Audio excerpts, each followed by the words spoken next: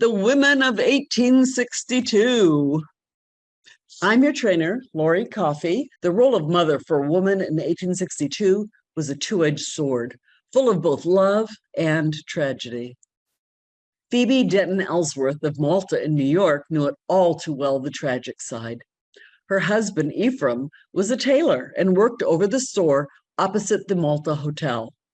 The year she gave birth to their first son, little Elmer, a depression hit the nation hard, along with Ephraim's tailoring business. Like in the depression of the 1930s, people muddled through by producing their own homespun clothes. Ephraim had to sell oysters, pick up butchering jobs, and even catch pigeons to feed his family. Phoebe took in boarders and sewing, and sadly had to watch her second son die of smallpox.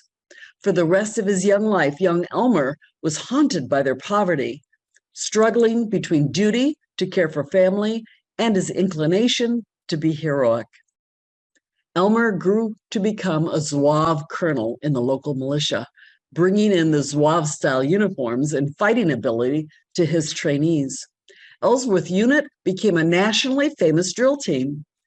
He became a clerk for Abraham Lincoln's law firm and was mentored by the great man and even campaigned with him.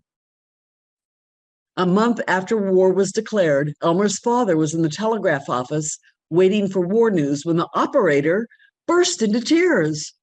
Word arrived that their son was dead, the first officer killed. Colonel Ellsworth had taken a small squad of soldiers to a public house a stone's throw from the White House. A huge illegal Confederate flag was waving from the roof. While he was removing the flag, the innkeeper, a violent slavery advocate, shot Colonel Ellsworth point blank.